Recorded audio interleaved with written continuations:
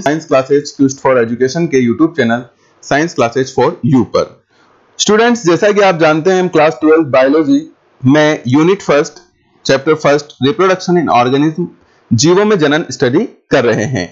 आज हम आगे बढ़े स्टूडेंट, उसके पहले अगर अभी तक आपने हमारे चैनल को लाइक शेयर एंड सब्सक्राइब नहीं किया है तो प्लीज यार ये थोड़ा सा टाइम आप हमारे लिए भी निकालिए और चैनल को लाइक शेयर एंड सब्सक्राइब कीजिए, जरूरी है ना। बता चुका हूं कई बार कि यार इससे प्रोत्साहन मिलता है, कुछ ना कुछ कार्य करने की प्रेरणा मिलती है, तो जरूर कीजिएगा थोड़ा समय हमारे लिए निकाल करके। चलिए टॉपिक शुरू करते हैं आज का। कल हम अलैंगिक जनन की विधियां पढ़ रहे थे और अलैंगिक जनन की विधियों में अब तक हम 3 विधियां पढ़ चुके हैं। कौन कौन सी, दोहरा लीजिए एक बार। सबसे पहले हमने विखंडन पढ़ी, उसके बाद हमने खंडन पढ़ी, उसके बाद हमने मुकुलन पढ़ी। मुकुलन में कल हमसे थोड़ी सी त्रुटि हो गई थी, थोड़ी सी गलती जो हुई थी उसको सुधार करके हमने वापस अपलोड किया है। हो जाती है स्टूडेंट, गलतियां हो जाती है, चाहे ऑफलाइन क्लास है चाहे ऑनलाइन क्लास है, उसमें गलतियां ऑफलाइन क्लास में थोड़ी जल्दी पकड़ाई में आ जाती है गलती। ऑनलाइन क्लास में हमें पुनः जब हम उसको एनालाइज करते हैं तो हम देखते हैं यार कहां गलती हो गई। तो आपको घबराने की वैसे जरूरत नहीं है क्योंकि आप साइंस क्लासेज के साथ है।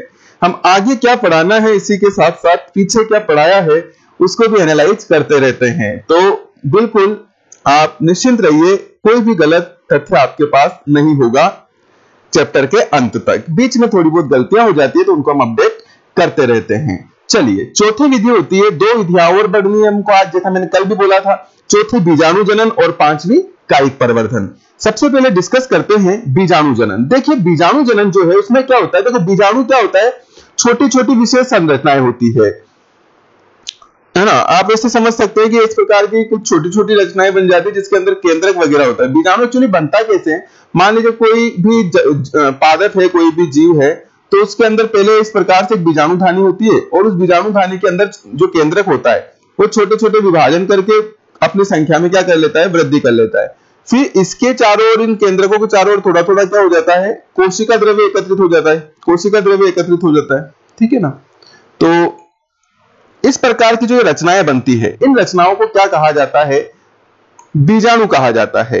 बीजाणु का काम क्या है किसी भी पादप के अंदर या किसी भी सजीव के अंदर, तो बीजाणु भी जो है वो जनन में सहायक होता है। किसमें सहायक होता है, जनन में सहायक होता है। तो सर बीजाणु को परिभाषित कैसे करेंगे, अरे परिभाषित सीधी सी बात है भाई, वो विशिष्ट रचनाएं जो पादप के अंदर बन रही है और जनन में हेल्प कर रही है, क्या कहलाती है, बीजाणु कहलाती है। और बीजाणुओं के द्वारा होने वाला जनन क्या कहलाता है, बीजाणु जनन कहलाता है।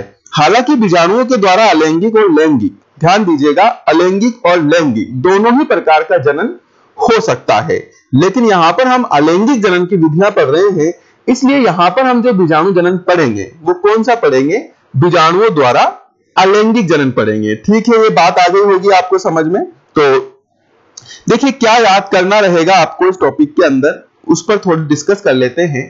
परिभाषा क्या क्या रहने वाली है बीजाणु जनन के अंदर। मेन फैक्ट्स आपको ध्यान रखना, आपसे परीक्षा में जो पूछा जाता है उसी बात को ध्यान में रखते हुए हम नोट्स बनाते हैं। बीजाणु जनन आपसे पूछा जाएगा किस में पाया जाता है, तो फर्स्ट ऑफ ऑल सारे सजीवों में नहीं पाया जाता, सामान्यतः अधिकांश कवकों में जो जनन की विधि है, कवकों में है ना। जैसे कल एक पेनिसिलियम हमने गलती से वहां लिख लिया था, उसको हमने सही कर लिया। तो कवकों में जो जनन की सामान्य विधि है वो बीजाणु जनन है। कौन सी है, बीजाणु जनन है। तो सामान्यतः कवकों में और कभी कभी कुछ शैवालों में भी बीजाणु जनन पाया जाता है। तो देखिए पहली लाइन तो हमारी ये हो जाएगी कि बीजाणु जनन किसमें पाया जाता है, तो पहली लाइन हो जाएगी कि सामान्यतः कवकों और कुछ शैवालों में अलैंगिक जनन की यह यानी कि बीजाणु जनन एक सामान्य विधि है। क्लियर है। तो बीजाणु जनन किनमें पाया जाता है, कवकों और शैवालों में। बीजाणु क्या है सर, तो भाई जो कवक और शैवाल होते हैं, सामान्यतः कवकों और कुछ शैवालों में विशेष गतिशील या अगतिशील, यानी ये जो रचनाएं हैं गति भी कर सकती है या ये स्थिर भी हो सकती है, गतिशील नहीं भी हो सकती है। तो सामान्यतः कवकों और कुछ शैवालों में विशेष गतिशील या अगतिशील संरचनाओं द्वारा अलैंगिक जनन होता है, जिन्हें बीजाणु कहते हैं। तो इस प्रकार से आप यहां पर बीजाणु को परिभाषित कर सकते हो।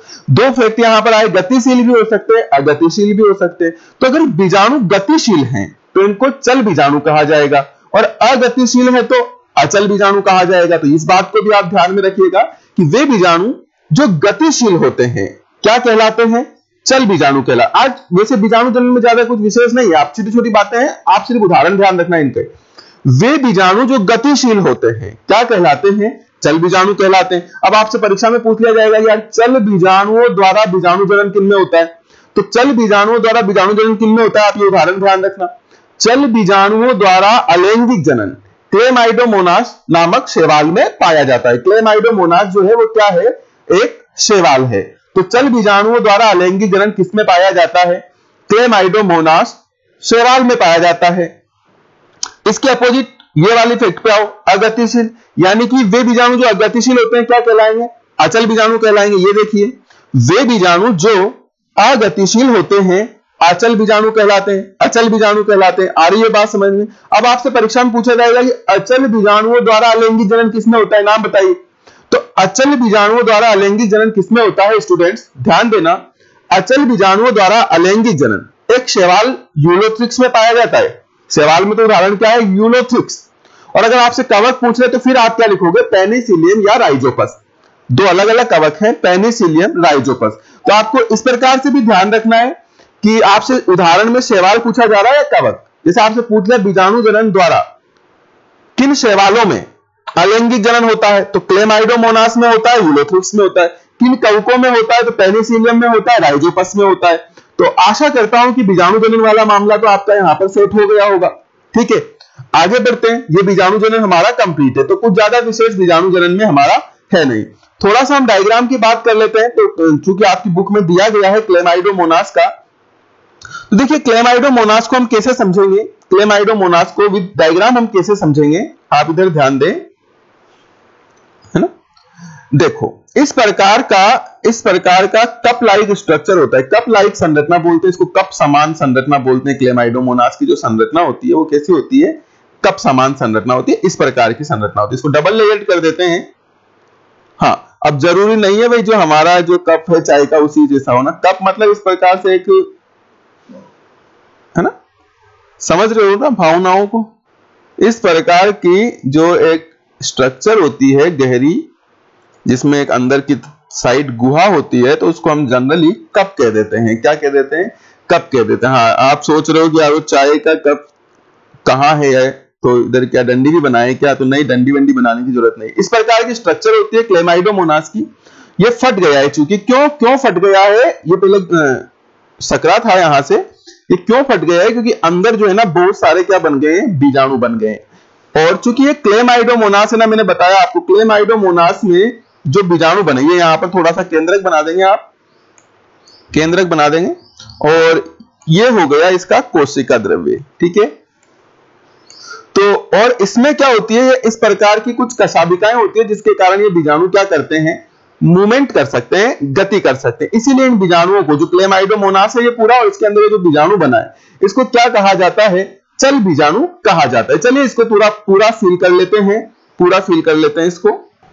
ठीक है स्टूडेंट्स, तो इस प्रकार ये अंदर ये चल बीजाणु बन जाते हैं, और ये जब भित्ति फटती है तो चल बीजाणु बाहर आ जाते हैं, और प्रत्येक चल बीजाणु से एक नया क्लेमाइडोमोनास बन करके तैयार हो जाता है। तो इस प्रकार का जो जनन है वो बीजाणुओं द्वारा जनन कहलाता है क्लेमाइडोमोनास में। किसके द्वारा, चल बीजाणुओं के द्वारा। तो उदाहरण याद रखना, चल बीजाणु, यहां नीचे लिख लेंगे क्लेमाइडोमोनास। क्या लिख लेंगे, क्लेमाइडोमोनास में चल बीजाणुओं द्वारा। पूरा लिख लेना यार, है ना, पूरा लिख लेना इसको, चल बीजाणुओं द्वारा अलैंगिक जनन। क्या लिख लोगे यहां पर, चल बीजाणुओं द्वारा अलैंगिक जनन। लिख लो, फटाफट लिखो, चलो लिखो, आप लिखो, है ना, इसमें समय लगता है तो आप फटाफट लिख लो, चल बीजाणुओं द्वारा अलैंगिक जनन। लिख लिया क्या, पूरा कंप्लीट कर लो इसको, है ना। आप कहीं लिख लो, अगर आप नोट्स नहीं बना रहे हो तो ऐसे कहीं भी नोट डाल लो कागज में, है ना। क्लेमाइडोमोनास में चल बीजाणु द्वारा अलैंगिक जनन। ठीक है, तो पूरा कर लेना इसको। तो ये तो हो गया सवाल वाली बात। इधर हम बात कर लेते हैं कवक की। तो कवक में हमने जैसे कल पढ़ा था पेनिसिलियम वाला एग्जाम्पल, यहां पर लिख लेते हैं ना, पेनिसिलियम। तो डायग्राम तो वैसे आपके पास बना हुआ है पेनिसिलियम का, लेकिन फिर एक बार अपन इसको ड्रॉ कर लेते हैं। पेनिसिलियम में क्या होगा, इस प्रकार के तंतु होंगे। तो स्टूडेंट, जैसा कि हमने इसको कल ही बना लिया था, तो आज मैंने इसको सीधा इंपोर्ट कर लिया है। राइटिंग पर आप ध्यान मत दीजिएगा, इससे बहुत सुंदर राइटिंग है मेरी, है ना। बाकी अभी इस राइटिंग पेड पर राइटिंग आती नहीं है, चूंकि बहुत जल्दी इसका भी समाधान कर लिया जाएगा। तो ये दो डायग्राम आपको बनाने हैं। एक तो क्लेमाइडोमोनास का आपने बनाया है जिसमें चल बीजाणुओं के द्वारा अलैंगिक जनन होता है, और एक आपने पेनिसिलियम का बनाया जिसमें अचल बीजाणुओं के द्वारा अलैंगिक जनन होता है। हम नोट्स में भी लिख चुके हैं। अब देखिए कुछ बातें और है जिसको आपको ध्यान में रखना है। वो बातें क्या है? पहली बात, जो पेनिसिलियम में अचल बीजाणु है ना, ये जो आप देख रहे हो तीन तीन के ग्रुप्स में, ये तीन तीन के ग्रुप्स में, इनको क्या कहते हैं? इनको कोनिडिया कहते हैं। कभी पूछ लिया जाए कि यार इन अचल बीजाणुओं का नाम क्या है? पेनिसिलियम में जो अचल बीजाणु पाए जाते हैं जिनके द्वारा अलैंगिक जनन होता है, इनका नाम क्या है? तो ये कोनिडिया कहलाते हैं। तो कभी कभी कोनिडिया द्वारा अलैंगिक जनन भी आ जाता है, तो घबराने की जरूरत नहीं। कोनिडिया द्वारा अलैंगिक जनन पेनिसिलियम में होगा, जबकि अचल बीजाणुओं द्वारा अलैंगिक जनन और भी कवकों में हो सकता है, जैसे राइजोपस में भी हो सकता है, जैसे हमने वहां लिखा था राइजोपस, तो उसमें भी अचल बीजाणुओं द्वारा अलैंगिक जनन होता है। लेकिन पेनिसिलियम के जो अचल बीजाणु हैं, ये किस नाम से जाने जाते हैं? कोनिडिया के नाम से जाने जाते हैं। तो इस बात को भी आपको ध्यान में रखना है। दूसरे नोट पर अगर हम बात करें तो चल बीजाणु जो होते हैं, जैसा कि इधर ये क्लेमाइडोमोनास में, इन चल बीजाणुओं को जूस्पोर भी कहा जाता है। इस बात को भी आपको नोट डाल करके लिखना है। चलिए आगे बढ़ते हैं। तो स्टूडेंट्स, आज हमारे दो विधियों का टारगेट है, चौथी और पांचवी। चौथी विधि हमने पूरी कर ली। अब सीधा हम आते हैं पांचवी विधि पर, जिसको हम कायिक जनन के नाम से जानते हैं। कायिक प्रवर्धन, जिसको इंग्लिश में वेजिटेटिव प्रोपेगेशन के नाम से जाना जाता है। इस पर आप ध्यान दें, देखो कायिक प्रवर्धन तो हम छोटी कक्षाओं से पढ़ते आए हैं, लेकिन वहां पर हम इसको अलैंगिक जनन की विधि के प्रकार के रूप में नहीं पढ़ते, बल्कि सीधा एक अपने ही स्वतंत्र प्रकार के रूप में हम कायिक प्रवर्धन पढ़ते हैं कि लैंगिक जनन और कायिक प्रवर्धन, पात्र में दो प्रकार का जनन पाया जाता है, ऐसा हम पढ़ते हैं, लैंगिक जनन और कायिक प्रवर्धन। तो ये जो कायिक प्रवर्धन है ना, एक्चुअल में ये भी अलैंगिक जनन की ही एक विधि मानी जाती है। इसलिए जब हम यहां पर समस्त सजीवों में अलैंगिक जनन पढ़ रहे हैं, तो कायिक प्रवर्धन को भी अलैंगिक जनन की एक विधि के रूप में हम यहां पर पढ़ेंगे। देखिए कायिक प्रवर्धन क्या होता है? पात्र में विशेषतः दो संरचनाएं होती है, कायिक संरचनाएं है ना, ये कायिक प्रवर्धन पात्र में पाया जाएगा। पहली बात आप ये ध्यान रख लीजिए कि इस प्रकार का जनन पात्रों में पाया जाता है। अब पात्रों में एक तो पुष्प संरचना जो होती है वो तो लैंगिक संरचना है, और बाकी जो उसके जड़, तना और पत्ती जो संरचनाएं हैं वो उसकी कायिक संरचनाएं कहलाती है। ये बातें मैं पहले भी बता चुका हूं, प्रारंभिक कक्षाओं में भी हम इस पर बात कर चुके हैं। तो कायिक संरचना और लैंगिक संरचना पादप में क्या होती है, इससे आप परिचित हैं। आगे बढ़ते हैं। तो जो कायिक अंग है पादप के, जैसे मान लीजिए जड़, तना व पत्ती, तो पादप के कायिक भागों जैसे जड़, तना, पत्ती व कायिक कलिका, कभी कभी कायिक कलिका भी बन जाती है, कायिक कलिका आदि के द्वारा होने वाला जनन कायिक प्रवर्धन कहलाता है। सिर्फ कायिक कलिका क्या होती है? तो ये जो पुष्प होता है ना बहुत सारे पादपों में, जैसे मान लीजिए यार ये पुष्प है, ठीक है, ये पुष्प है, तो पुष्प के बीच में एक मोटी और मांसल रचना बन जाती है। क्या बन जाती है? मोटी और मांसल रचना, जिसमें पत्तियां नहीं होती, एक मोटी गुदेदार मांसल रचना बन जाती है। तो इस मोटी गुदेदार मांसल रचना को क्या कहा जाता है? इसी को कायिक कलिका कहा जाता है। अलग अलग नामों से उसको जाना जाता है। इसको कायिक कलिका कहा जाता है, कायिक कलिका, ठीक है ना, कायिक कलिका, या इसको पत्र प्रकलिका भी कहा जाता है, पत्र प्रकलिका। अब हिंदी मीडियम वालों के सामने बहुत समस्या है भाई, कायिक कलिका भी पूछ कह देता है कभी कभी, वो पत्र प्रकलिका भी कह देता है, पत्र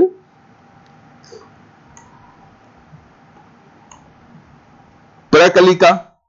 और सबसे बड़ी बात क्या है कि हमको तो भाई इंग्लिश में भी याद रखना होता है ना, तो इसको जो है बुलबिल के नाम से भी जाना जाता है। किसके नाम से जाना जाता है? बुलबिल के नाम से, बुलबुल नहीं, हाँ बुलबुल नहीं, बुलबिल। तो इंग्लिश मीडियम वाले छात्र इसको बुलबिल पढ़ते हैं, तो बुलबिल के नाम से भी इसको जाना जाता है। और कभी कभी परीक्षाओं में ऐसा भी पूछ लिया जाता है कि जननांगों द्वारा कायिक प्रवर्धन। अब आप कहोगे सर जननांगों के द्वारा तो लैंगिक जनन होना चाहिए ना, जननांगों के द्वारा कायिक प्रवर्धन कैसे हो सकता है? तो भाई ये जो पुष्प है तो जननांग है, लेकिन इसके अंदर ये जो संरचना बन गई ना, ये कायिक है। तो अगर कायिक कलिका, पत्र प्रकलिका या इंग्लिश में बुलबिल के द्वारा कायिक जनन होता है, एक नए पादप का निर्माण होता है, तो इसे कायिक कलिका द्वारा कायिक प्रवर्धन तो कहा ही जाएगा, लेकिन इसी के साथ इसे जननांगों द्वारा कायिक प्रवर्धन भी कहा जा सकता है। तो इस बात पर भी आपको ध्यान देना है। आशा करता हूं कि अब तक जो आपको पढ़ा रहा हूं वो आपको बड़ी सरलता से समझ में आ रहा होगा। चलिए इसको मिटा देते हैं, अब आगे बढ़ते हैं। हमने क्या पढ़ा है उस पर आ जाते हैं वापस।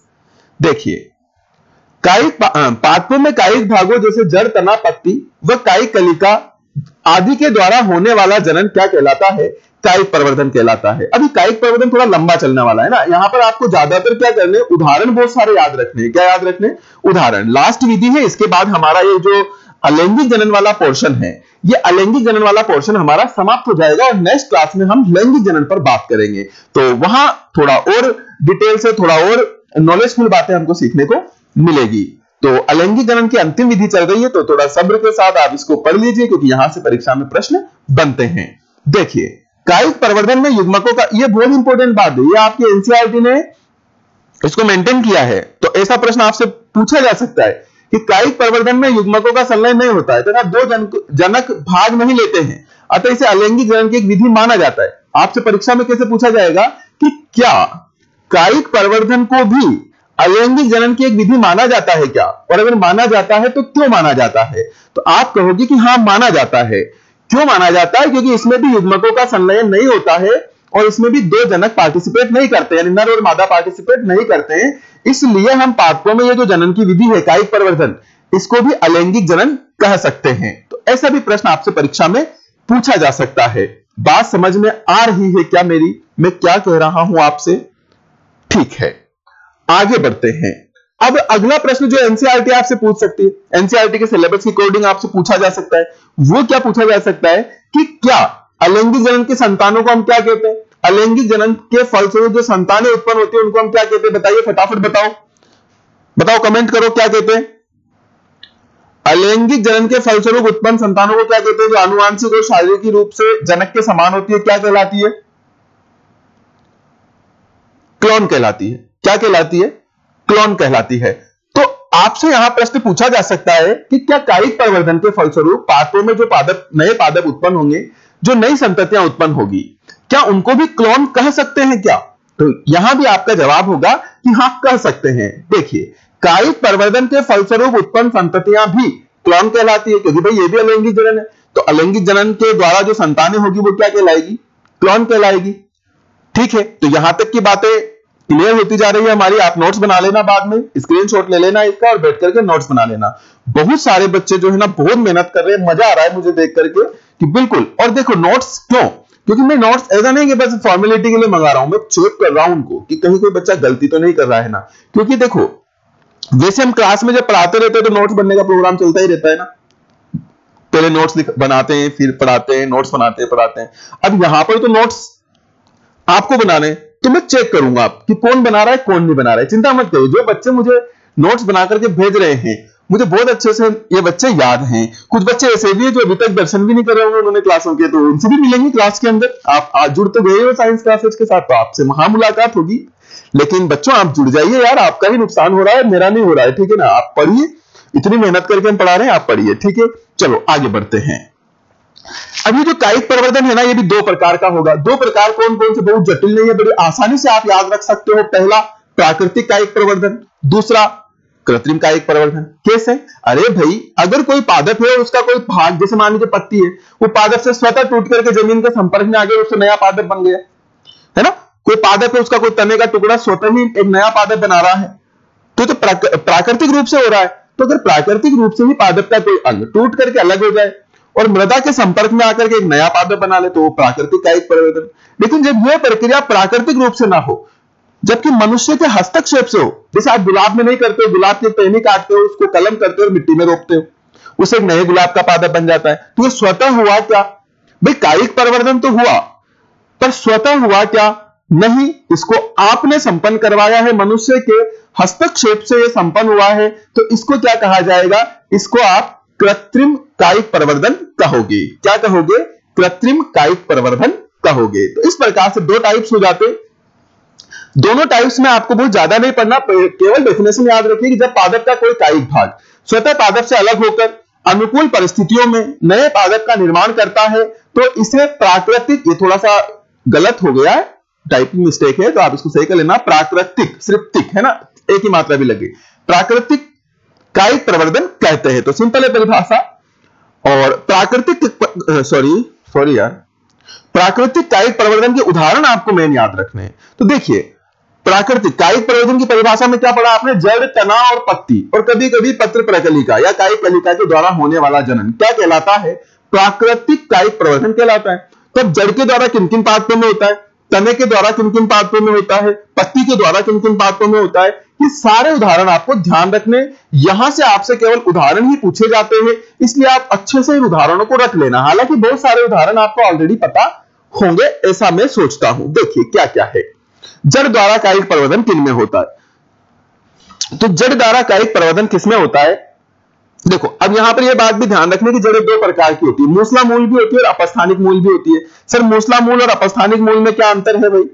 तो मूसला मूल में क्या होता है कि जब जड़ मूलांकुर से विकसित होती है तो इसको मूसला मूल कहते हैं, मुख्य मूल होती है मूसला मूल, और इस मूलांकुर को छोड़कर के पादप की किसी अन्य भाग, जैसे मान लीजिए तना है और इस तने से यहां ऊपर से जड़ें निकल रही है, ये तने के ऊपर से जड़ें निकल रही है भाई, ये है ना, ये भी मिट्टी में चली जाएगी पादप को सहारा देने के लिए, परंतु ये मेन जहां से जड़ें वास्तव में निकलती है मूलांकुर से, वहां से नहीं निकल रही है। तो जो मूलांकुर से निकले जो मुख्य मूल है उसको मूसला मूल कहेंगे, लेकिन जो मूलांकुर को छोड़ करके पादप की किसी अन्य भाग से कहीं से भी निकले, चाहे वो तने से निकले, तने के आधार से निकले, ये क्या कहलाती है? अपस्थानिक मूलें या अपस्थानिक जड़ें कहलाती है। तो ये बात भी आपको समझ में आ गई होगी, ठीक है ना, कि भाई मूलांकुर से निकले तो मूसला मूल, और मूलांकुर के ऊपर या किसी भी भाग से निकले तो फिर वो अपस्थानिक, अपस्थानिक, अपने स्थान को छोड़ करके अन्य स्थान से, जड़ों का स्थान क्या है? मूलांकुर, मूलांकुर से जड़ें निकलती है तो मूसला, और अपने स्थान को छोड़कर कहीं और से निकलती है तो फिर वो अपस्थानिक हो जाती है, यानी अपने स्थान को छोड़ करके अन्य स्थान से निकलने वाली जड़ें अपस्थानिक जड़ें कहलाती है। और स्टूडेंट ध्यान देने वाली बात यह है कि दोनों ही प्रकार की जड़ें, दोनों ही प्रकार की जड़ें, चाहे वो मूसला जड़ें हैं चाहे वो अपस्थानिक जड़ें हैं, कायिक प्रवर्धन करती है। जैसे मूसला जड़ों के द्वारा कायिक प्रवर्धन किनमें होता है, ऐसा पूछ लिया जाए तो जो शीशम, नीम व चमेली होती है, चमेली का जो पादप होता है, इसके अंदर मूसला मूलों के द्वारा कायिक प्रवर्धन होता है। इनकी जड़ों से स्वतः ही, इनके जो ये जो पादप है ना, इनके नीचे जाकर देखना कभी, स्वतः ही जड़ों से कुछ इनके नीचे आपको ना पादप निकले हुए दिखाई देंगे। इनके तने के आधारी भाग में जो जड़ें होती है वहां से पादप अंकुरित होते दिखाई देंगे। क्यों? क्योंकि इनकी जड़ें क्या कर लेती है?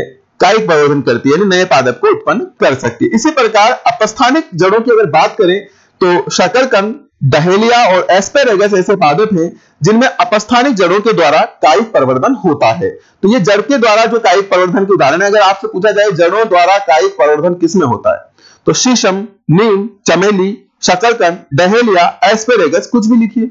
लेकिन जब आपसे पूछा जाता है कि मूसला जड़ों द्वारा किसमें होता है तो फिर आप शीशम, नीम और चमेली लिखेंगे। अपस्थानिक जड़ों द्वारा किसमें होता है तो फिर आप शकरकंद, डहेलिया और एस्पेरेगस लिखेंगे। तो इन उदाहरणों को आपको अच्छे से याद रखना है। जड़ों द्वारा कायिक प्रवर्धन हमारा समाप्त होता है, पहला एग्जाम्पल प्राकृतिक में। आगे बढ़ते हैं, तने द्वारा कायिक प्रवर्धन। अब तने में भी वही बात है स्टूडेंट्स, तने भी तीन प्रकार के होते हैं। कुछ तने ऐसे होते हैं जो भूमि में दबे होते हैं, जैसे आलू, अदरक, अरबी, ये तने हैं, ध्यान देना, ये तने हैं लेकिन भूमि के अंदर है, भूमि में दबे हुए हैं जड़ों की तरह। इनको भूमिगत तने कहा जाता है। क्या कहा जाता है? भूमिगत तने कहा जाता है। तो भूमिगत तनों के द्वारा कायिक प्रवर्धन किसमें होता है? तो देखो, भूमिगत तने मैंने बताया ना अलग अलग प्रकार के होते हैं। जैसे एक होता है कंद। क्या होता है? कंद होता है एक। तो जो आलू होता है ना, आलू कंद का एग्जाम्पल है। आलू सबका देखा हुआ है, तो आलू को आप क्या कहेंगे? कंद कहेंगे। तो कंद के द्वारा कायिक प्रवर्धन, कंद एक भूमिगत तना है। कंद क्या है? एक भूमिगत तना है। और इस कंद के द्वारा कायिक प्रवर्धन किसमें होता है? आलू में होता है। इस प्रकार से आप उदाहरण ध्यान रखोगे। दूसरा होता है प्रकंद। यह भी एक भूमिगत तना है और प्रकंद के द्वारा कायिक प्रवर्धन किसमें होता है? अदरक, हल्दी व केला में होता है। तो अदरक सबका देखा हुआ है, हल्दी सबकी देखी हुई है, तो यह एक प्रकंद का उदाहरण है और यह भूमिगत तना है। तो प्रकंद द्वारा कायिक प्रवर्धन किसमें होता है? अदरक, हल्दी व केला में। केला मतलब वो नहीं खाने वाला नहीं, केले का जो पादप है ना, उसका तना भूमि में दबा होता है। ऊपर तो सिर्फ पत्तियां होती है, ऊपर सिर्फ पत्तियां होती है, तना भूमि में दबा हुआ है। और उस तने का जो टाइप है वो टाइप कौन सा है? प्रकंद। भूमि में दबा हुआ है इसलिए क्या है? भूमिगत। ओके, फल की बात नहीं कर रहा हूं, नहीं तो आप फल को समझ लेंगे। मैं फल नहीं, केले का पादप, उसका तना जो है ना भूमि में दबा होता है, इसको प्रकंद कहते हैं। एक होता है घनकंद। अरबी व केसर में घनकंद के द्वारा कायिक प्रवर्धन होता है। अरबी व केसर का जो तना है उसका टाइप क्या है? घनकंद। क्या है?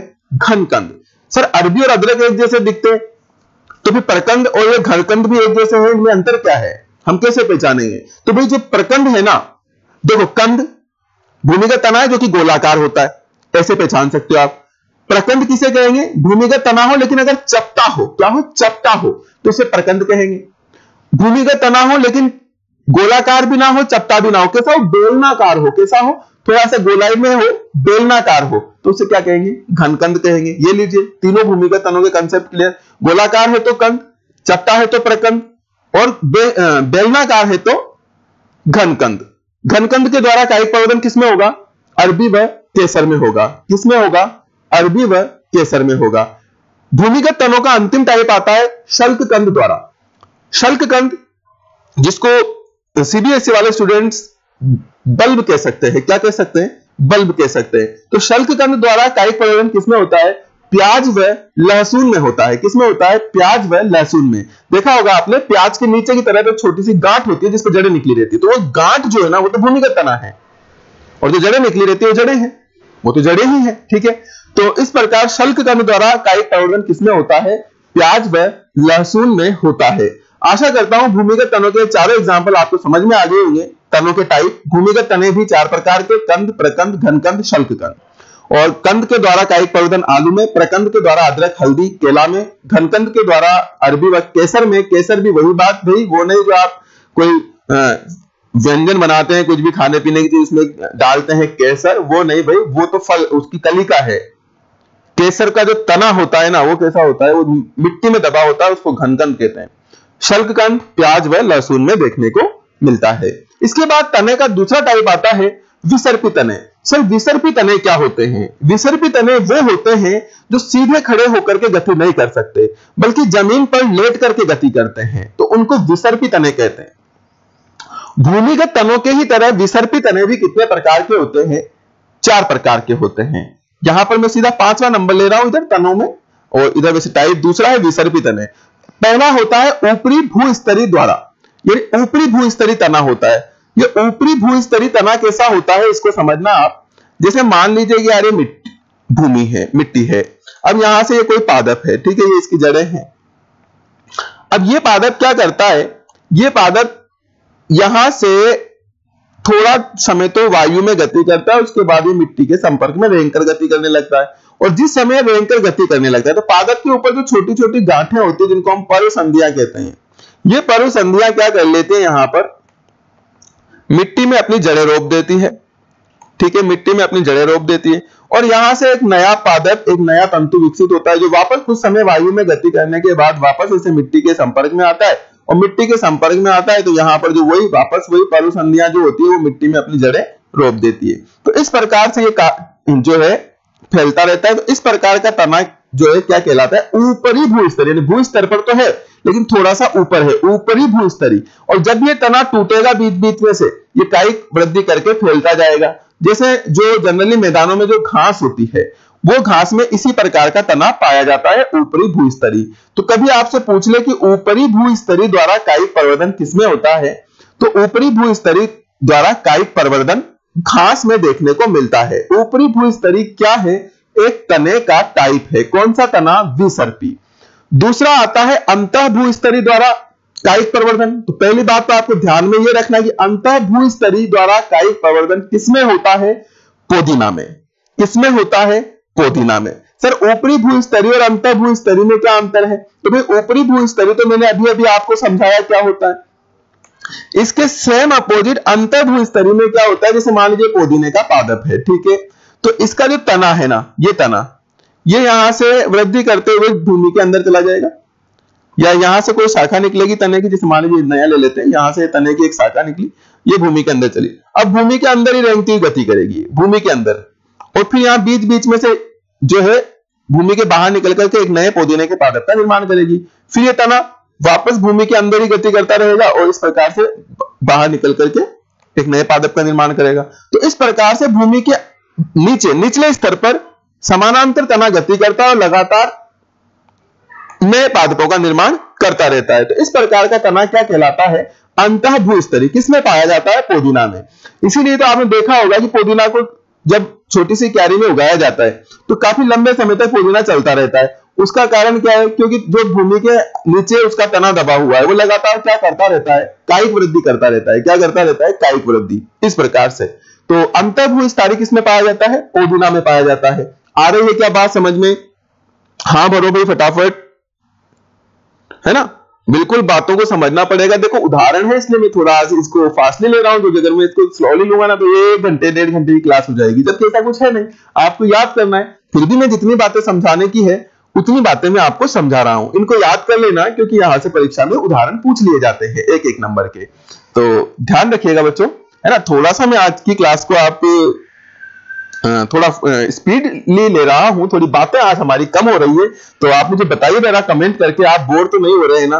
तुरंत बताइए यार, बोर तो नहीं हो रहे हैं ना, क्योंकि अगर आप बोर हो जाओगे तो मुझे बड़ी निराशा होगी, है ना, क्योंकि मैं कभी भी मेरी क्लास में स्टूडेंट्स को बोर नहीं होने देता। बस तो बताइए फटाफट कमेंट करके। ओके चलो सही, नहीं हो रहे हो ना बोर तो, हाँ चलो ठीक है, आगे बढ़ते हैं। तो कुछ थोड़ा सा और बचा है, कायिक प्रवर्धन। वैसे ऑलमोस्ट हमने कंप्लीट कर लिया कायिक प्रवर्धन को। देखिए अगला पॉइंट, भूस्तारी। अब ये भूस्तारी क्या आ गया सर? भूस्तारी क्या है? भूस्तारी जो है वो स्ट्रॉबेरी में पाया जाता है। फर्स्ट ऑफ ऑल आपको क्या याद रखना है, भूस्तारी द्वारा कायिक प्रवर्धन किसमें होगा? स्ट्रॉबेरी में। चिंता मत करिए, मैं इसको भी समझाऊंगा आपको स्ट्रॉबेरी में कैसे होता है। अब सर क्या बच गया सर? दोनों तरीके थे, दोनों तरीके तो हो गए ना कंप्लीट, अभी कुछ है क्या रे? बहुत कुछ है अभी तो। देखो स्ट्रॉबेरी कैसे करता है। अभी आपने जो ऊपरी भूस्तारी पढ़ा था ना, ऊपरी भूस्तारी में आपने क्या पढ़ा था कि पादप है ना इस प्रकार से वायवीय गति करके फिर थोड़ी देर बाद जमीन में जा रहा था, है ना, फिर यहां से वापस नया पादप बन रहा था, फिर वापस वायवीय गति करके फिर जमीन में जा रहा था। ठीक है, ये तो था ऊपरी भूस्तारी। भूस्तारी में क्या होता है, जो पादप का जो तना है वो जो है ना जमीन पे रेंग कर ही आगे बढ़ता है, और फिर यहां पे जगह रोप लेगा, फिर यहां से नया पादप बन जाएगा, फिर जमीन पे रेंग कर ही आगे बढ़ेगा, वायु नहीं है बिल्कुल भी, फिर यहां पे जगह रोप लेगा और यहां से नया पादप बन जाएगा। इस प्रकार से अगर जनन हो जहां पर पादप ऐसे वायु में नहीं गति करे, सीधा जमीन पर रेंग कर ही गति करे, तो इस प्रकार का तना, इस प्रकार का तना क्या कहलाता है? भूस्तारी कहलाता है। और इस भूस्तारी तने के द्वारा जनन किसमें होता है? कायिक जनन किसमें होता है? स्ट्रॉबेरी में होता है। किसमें होता है? स्ट्रॉबेरी में होता है। आ गई क्या बात समझ में? विसर्पी तने का चौथा विसर्पी तने का तो चौथा और टोटल तने में हम 8वां टाइप पढ़ेंगे। 8वां टाइप पढ़ेंगे भूस्तारिका द्वारा कायिक प्रवर्धन। ओहो, इसको तो हमने पहले रेड जोन में डाल रखा है ना, भूस्तारिका द्वारा कायिक प्रवर्धन। तो भूस्तारिका द्वारा किसमें होता है? जलकुंभी में होता है। मैंने कोष्टक में वाटर हाइसिंथ लिखा है स्टूडेंट्स, वाटर हाइसिंथ। तो ऐसा मत समझना कि जलकुंभी को अंग्रेजी में वाटर हाइसिंथ कहते हैं, नहीं कहते हैं वाटर हाइसिंथ। हाइसिंथ का मतलब क्या होता है? हाइसिंथ एक इंग्लिश मीनिंग है, हाइसिंथ एक इंग्लिश मीनिंग है जिसका मीन्स होता है विपत्ति, महाविपत्ति। क्या? महाविपत्ति। तो जलकुंभी एक जल के लिए जो ना महाविपत्ति, आगे बात करेंगे, ठीक है, अभी इस पर विस्तार से बात होगी। फिलहाल आप इतना याद रखिए कि भूस्तारिका द्वारा कायिक प्रवर्धन किसमें होगा? जलकुंभी में होगा। सर अब ये क्या है ना, भूस्तारी और भूस्तारिका में भी अंतर है, केवल कायिक तो लग रहा है, हाँ है। क्या अंतर है? अरे भी भूस्तारी ही है, आप ऐसा मानिए भूस्तारी ही है। लेकिन भूस्तारी में क्या हो रहा था कि जो तना है ना वो भूमि की सतह के ऊपर, भूमि की सतह के ऊपर वृद्धि कर रहा था रेंग करके, और एक नया पादप बना रहा था। जबकि भूस्तारिका में, अरे देखो जलकुंभी में पाया जा रहा है, भूमि कहां है? जल है।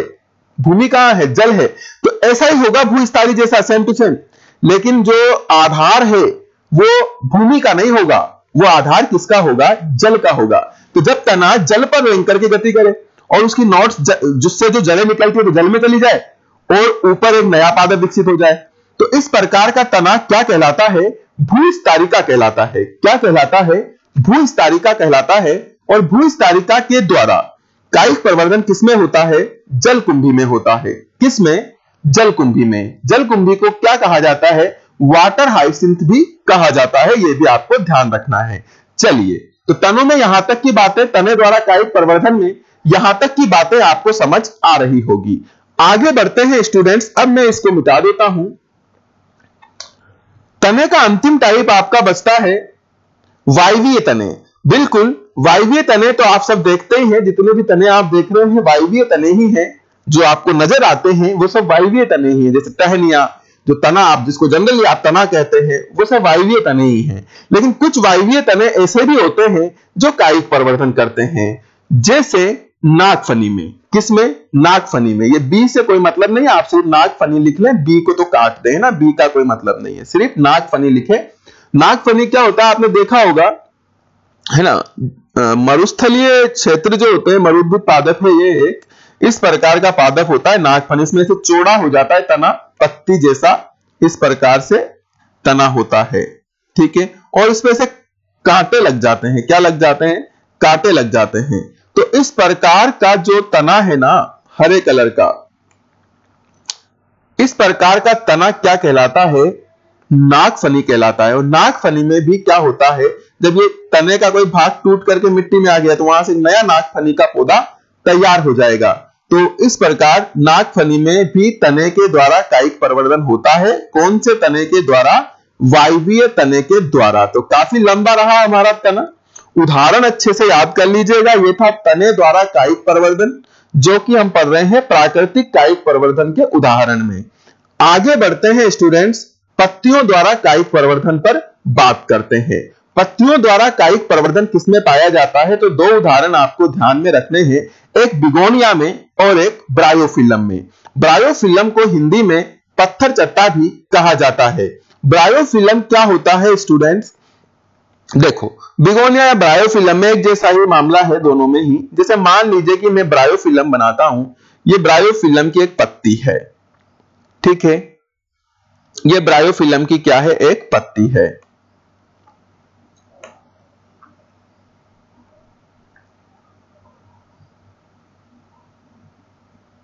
ठीक है, तो इसकी जो ये कोर है ना, इन कोर पे क्या होता है, इस प्रकार से कुछ कलिकाएं विकसित हो जाती है। जब ये पादप पे लग रहा है ना, उसी टाइम पर इस प्रकार से कुछ क्या हो जाती है, कलिकाएं विकसित हो जाती है। अब क्या हो गया, मान लीजिए किसी कारण से ये पत्ती टूट करके पादप से क्या हो गई? अलग हो गई। किसी कारण से ये पत्ती पादप से टूट करके क्या हो गई? अलग हो गई। तो अब ये मिट्टी के संपर्क में आएगी, तो इस पर मिट्टी की एक परत चढ़ जाएगी। अब मिट्टी की जब परत चढ़ जाएगी ना इस पर, तो ये जो कलिका है, जिसको हम क्या कह रहे हैं? कलिका कह रहे हैं। ये जो कलिका है, ये वृद्धि करके एक नए ब्रायोफिलम के पादप में विकसित हो जाएगी। तो इस प्रकार ब्रायोफिलम का जो पादप है, उसमें पत्ती के ऊपर जो एक कलिका होती है, इसके द्वारा कायिक प्रवर्धन होता है। इसको पत्तियों द्वारा कायिक प्रवर्धन में पढ़ा जाता है। तो आप इसको ध्यान रखिएगा, इस उदाहरण को, और ये चित्र भी आप बना लीजिएगा, नीचे लिख लेना, ब्रायोफिलम की पत्ती में कायिक प्रवर्धन। ठीक है, ब्रायोफिलम की पत्ती में कायिक प्रवर्धन, ऐसा आप यहां हेडिंग डाल लेंगे। तो दो ही उदाहरण पत्तियों द्वारा कायिक प्रवर्धन में आप पढ़ोगे। चौथा याद है क्या क्या पढ़ा था? पत्रकंद या जननांगों द्वारा कायिक प्रवर्धन, वही समझा दिया था। कभी कभी पुष्प के बीच में एक मोटी और मांसल रचना बन जाती है, जिसे पत्रकंद, है ना, पत्रकंद या उसको कायिक कलिका भी कहते हैं, तो उसके द्वारा भी कायिक प्रवर्धन होता है। सिर्फ उदाहरण ध्यान रखना है किस किस में होता है, पूछ लिया गया है कई बार परीक्षाओं में, और ज्यादातर जननांगों द्वारा पूछा जाता है। तो बच्चा और चक्कर में पड़ जाता है, यार जननांगों द्वारा तो लैंगिक जनन होता है ना, या लैंगिक जनन कब से होने लग गया, या कायिक प्रवर्धन कब से होने लग गया? तो भाई जननांग के अंदर यानी पुष्प के अंदर ही एक मांसल रचना बन जाती है, जिसको पत्रकंद कहते हैं। तो उसके द्वारा अगर जनन होता है तो उसे पत्रकंद द्वारा कायिक प्रवर्धन या जननांगों द्वारा कायिक प्रवर्धन कहा जा सकता है। और ऐसा किसमें पाया जाता है? अगेव में पाया जाता है। दूसरा इसका उदाहरण है डायस्कोरिया, जिसको हिंदी में रतालू कहते हैं, और तीसरा इसका उदाहरण है ऑक्जेलिस। तो इन उदाहरणों को आप ध्यान रखिएगा। ये प्राकृतिक कायिक प्रवर्धन तो आपका यहां पर समाप्त होता है। अब बात कर लेते हैं थोड़ी सी कृत्रिम कायिक प्रवर्धन की। हालांकि जो स्टूडेंट्स, एक बात आप ध्यान रखना कि मैं आपको पढ़ा रहा हूं, क्योंकि मेरी एक बुरी आदत यह भी है कि मैं कभी भी, मुझसे है ना, आधा नॉलेज नहीं दिया जाता है। तो अभी चूंकि भले आप इसको याद करना तो ठीक, अभी 12th के एग्जाम की दृष्टि से, नहीं तो मत करना, लेकिन कर लोगे तो कुछ नुकसान नहीं हो जाएगा। बड़ी सिंपल सी बातें हैं, कर लोगे तो कोई नुकसान नहीं है आपका। कृत्रिम कायिक प्रवर्धन आपके सिलेबस में नहीं है, ठीक है, सिर्फ प्राकृतिक कायिक प्रवर्धन ही समझाया गया है। लेकिन 2-5 मिनट की क्लास अपन और एक्स्ट्रा लगा देंगे तो कृत्रिम कायिक प्रवर्धन को भी थोड़ा समझने का प्रयास करेंगे। कृत्रिम कायिक प्रवर्धन की परिभाषा नहीं लिखा रहा हूं, आप सभी जानते हैं, अगर मनुष्य के द्वारा पादप में कायिक प्रवर्धन संपन्न हो रहा है तो वो कृत्रिम कायिक प्रवर्धन कहलाएगा। कैसे?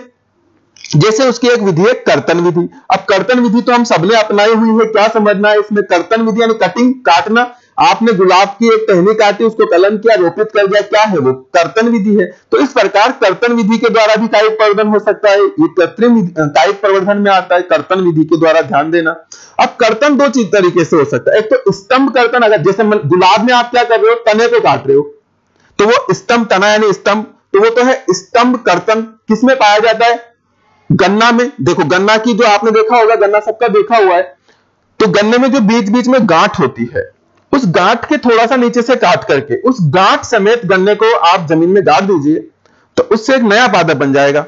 तो तने को काट करके लगाया ना, तो स्तंभ कर्तन गन्ने में होगा, अंगूर में होगा, गुलाब में होता ही, आप सब जानते हैं। हम कभी ना कभी आपने भी गुलाब में कर्तन विधि द्वारा कायिक प्रवर्धन करवाया होगा, ऐसा मैं समझता हूं। करवाया है क्या? देखिए बताइए कौन कौन ने गुलाब में कर्तन विधि द्वारा कायिक प्रवर्धन कराया है, बताओ। देखिए, शाबाश, वेरी गुड, बता रहे हो ना?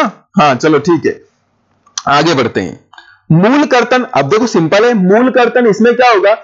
इसमें तने को नहीं काटना है, इसमें जड़ को काट करके रोपित करोगे ना, तो नया पादप बना। अब ये बातें बहुत कम बच्चे जानते हो, जैसे नींबू, अमरूद और सेब। अब जान गए हो तो अप्लाई करके देख लेना। कहीं नींबू है तो नींबू की आप तना काट करके रोपोगे ना, तो उससे नया नींबू नहीं बनेगा, लेकिन आप उसकी जड़ को निकालो और जड़ को कलम करके रोपित कर दो, नए नींबू का पादप आप प्राप्त कर लोगे।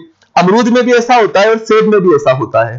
तो इनमें मूल कर्तन के द्वारा कायिक प्रवर्धन होता है। ये कृत्रिम कायिक प्रवर्धन के उदाहरण है। अब ऐसा नहीं है कि केवल यही विधि है, और भी विधियां हैं, जैसे दाब लगाना।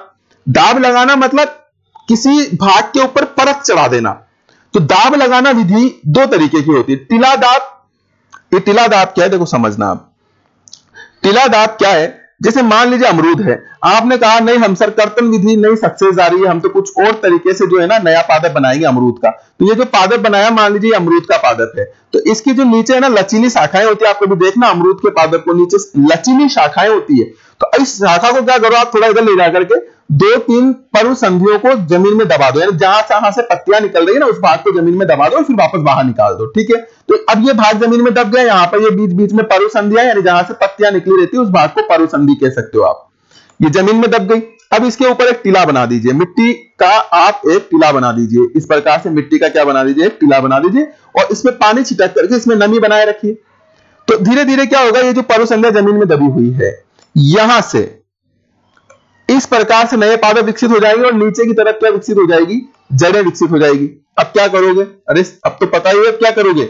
अब इसको यहां से काट देंगे, कोई मतलब ही नहीं है, नया बन गया इधर तो। और यहां भी बीच में से काट करके इनको अलग करके दूसरी जगह पे जाकर रोपित कर देंगे। तो इस प्रकार से हमने एक टिला बना करके इस पर दाब लगा करके नया पादप बनाया। तो ये विधि कहलाती है टिला दाब विधि। किसमें पाई जाती है? चमेली और मोगरा में। अमरूद में भी कर सकते हो, लेकिन जो एग्जाम्पल दिया है बुक्स में वो चमेली और मोगरा दे रखा है। तो आशा करता हूं कि बिल्कुल शॉर्ट एंड स्वीट तरीके से मैं आपको पढ़ाने की कोशिश कर रहा हूं, समझाने की कोशिश कर रहा हूं। तो आपको टिला दाब समझ में आ गया होगा। टिला दाब के अलावा दाब लगाने की एक और मेथड है, दाब लगाने की एक और मेथड है जिसको कहा जाता है वायु दाब। क्या कहा जाता है? वायु दाब। वायु दाब जनरली बड़े वृक्षों में होता है, जिसमें अब देखो मान लीजिए यार, मैं आम क्यों लिखा, हालांकि कोई आइडियल एग्जांपल नहीं है, कोई भी बड़े वृक्ष में आप वायु दाब को अप्लाई कर सकते हो। लेकिन मान लीजिए आम है, अब आम तो आपने सबने देखा है ना, आम का पौधा। तो अब बताओ, आम को ऐसे झुका करके जमीन में दबा सकते हो क्या? नहीं दबा सकते हो। तो स्वाभाविक है उसमें टिला दाब नहीं होगा। क्या होगा? ऐसे देखिए, ये आम है, ये आम है, और इस पेड़ पे दो शाखा, एक ऊपर एक नीचे। तो इसमें क्या किया जाता है, ऊपर यहां ऊपर वाली शाखा पर एक पानी का पात्र भर करके, और इसमें पानी भर दिया जाता है। नीचे वाले पात्र पे क्या करते हो, नीचे वाले पात्र पे थोड़ा चीरा लगा करके, ये चीरा लगा दिया। अब चीरा लगा करके मान लीजिए आप आम पे अमरूद भी उगाना चाहते हैं, तो एक भाग, एक छोटा सा टुकड़ा आप अमरूद का काट कर लिया और उसको यहां पर इस चीरे में फिट कर दो, और इसके ऊपर थोड़ी जो है लेप लगा दो मिट्टी वगैरह का, और यहां पे थोड़ा छेद करके यहां से एक रस्सी, सूती रस्सी निकाल करके इसके ऊपर लपेट दीजिए। तो इससे क्या होगा, लगातार नमी बना रहेगा, यहां पर लगातार नम बना रहेगा। तो जो टुकड़ा अमरूद से काट कर लाए थे ना, उसको इस आम से पोषण मिलने लग जाएगा, और वो अमरूद का टुकड़ा भी वृद्धि करने लग जाएगा, अमरूद का टुकड़ा भी वृद्धि करने लग जाएगा। तो इस आम की ही शाखा पर क्या उग जाएगा? अमरूद भी उग जाएगा। एक उदाहरण बता रहा हूं मैं, आप किसी भी पादप पर अप्लाई कर सकते हैं इस मेथड को, है ना। तो इस प्रकार का जो दाब है, लेयरिंग है, ये क्या कहलाती है? वायु दाब, क्योंकि यहां पर वायु का प्रेशर है और कोई प्रेशर नहीं है। वायु दाब विधि। तो जनरली जो बड़े वृक्ष है उसमें इस प्रकार से कायिक प्रवर्धन करवाया जा सकता है, इसको वायु दाब विधि कहते हैं। सामान्यतः बड़े वृक्षों में पाई जाती है। तो आशा करता हूं ये एग्जाम्पल भी आपको समझ में आ रहा होगा और थोड़ा इंटरेस्टिंग भी लग रहा होगा, क्योंकि आप उसको अपने आसपास अगर कोई पेड़ है तो वहां पर भी अप्लाई करके देख सकते हो कि यार ऐसा होता है क्या। तो हाँ, ऐसा बिल्कुल होता है।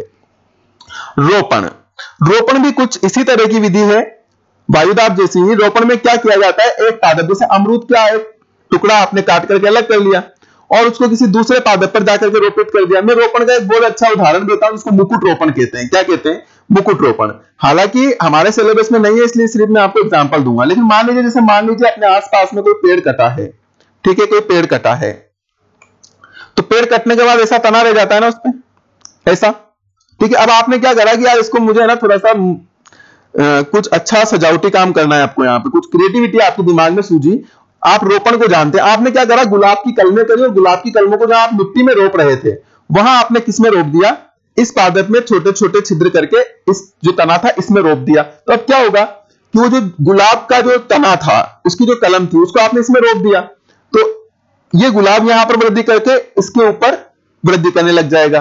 तो इस प्रकार की जो मेथड है, इस मेथड को क्या कहा जाता है, रोपण कहा जाता है। रोपण में जिस भाग को रोपा गया है, ये वाला भाग रोपा है ना, इसको कलम कहते हैं, और जिस पर रोपा गया है इसको क्या कहते हैं, स्कंद कहते हैं। आपको सिर्फ समझना है, आपको सिर्फ समझना और कुछ नहीं करना, इसको स्कंद कहते हैं। आगे बात समझ में।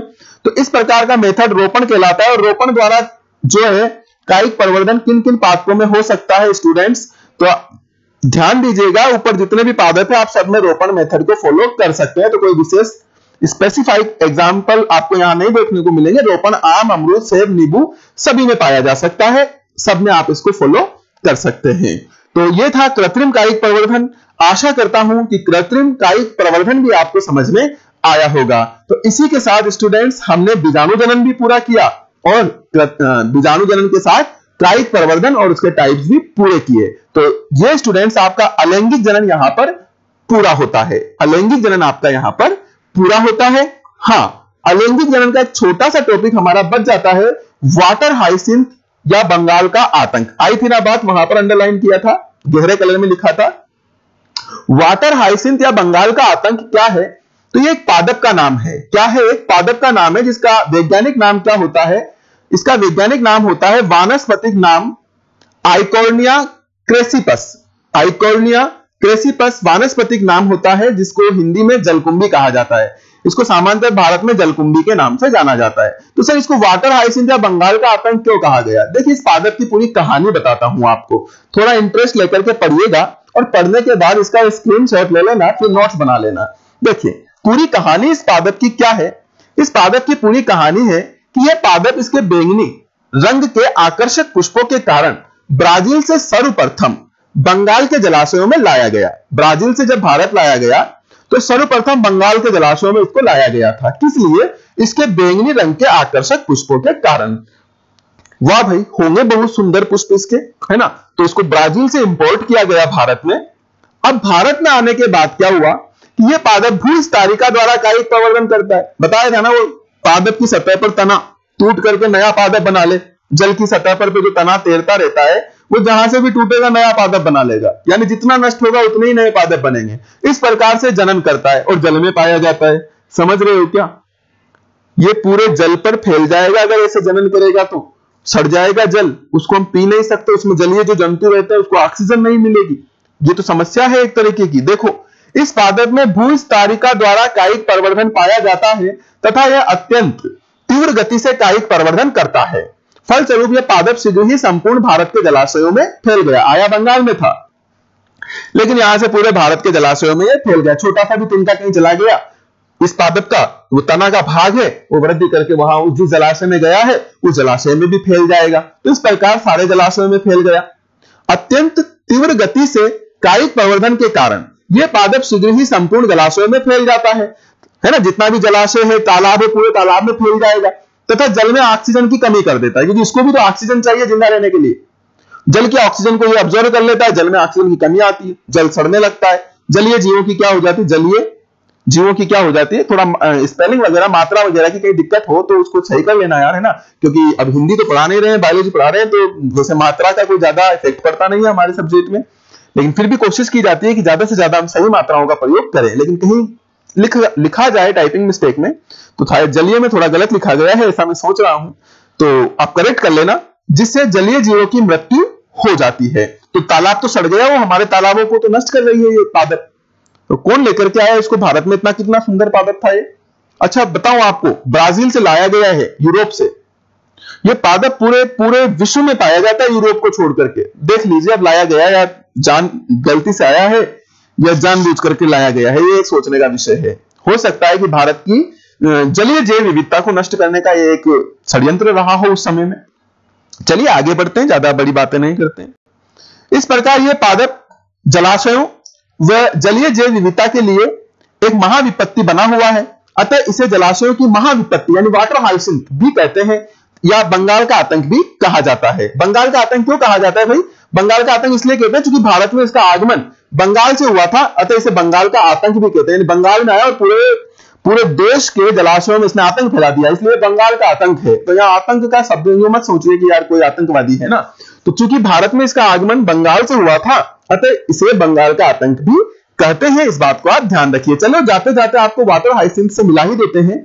तो ये है वाटर हाइसिंथ जलकुंभी। इस पुष्प के कारण हो इस पुष्प के कारण कई भारत के जलाशय नष्ट हो गए। आपने देखा होगा कोटा में जब हम जाते हैं, कोटा का किशोर सागर तालाब में बुरी तरह से जलकुंभी फैली हुई है और लगातार वहां सफाई अभियान चलता रहता है। सॉरी।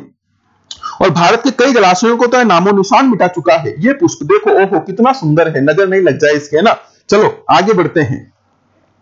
ये देखिए इस तरीके से पूरे जलाशय में फैल जाता है। अरे बाप रे, अब बताइए जलाशय कुछ काम का रहा क्या? है ना, नष्ट हो गया जलाशय तो पूरा। यहाँ के जंतु नष्ट हो गए, जल सड़ रहा है, इसमें नहा सकते हैं ना इसको पी सकते हैं। पीना तो बहुत दूर की बात है, इसमें आप अपने जो है ना गंदे कपड़े भी नहीं धोगे। तो इस प्रकार से पूरे जलाशयों को क्या कर देता है? नष्ट कर देता है। तो ये था वाटर हाइसिंथ, जिसे जलकुंभी, जिसे वाटर हाइसिंथ या बंगाल का आतंक भी कहते हैं। तो स्टूडेंट्स थोड़ी सी लंबी क्लास आज की रही, लेकिन हमने अलैंगिक जनन को आज पूरा कर लिया है। तो आप आराम से बैठ करके नोट्स बनाइएगा। वैसे भी कल संडे है, कल का अवकाश रहेगा। नेक्स्ट क्लास हमारी मंडे को रहेगी। तो मिलते हैं सोमवार को, मंडे को नए टॉपिक के साथ। तब तक के लिए नमस्कार, बने रहिएगा साइंस क्लासेज के साथ।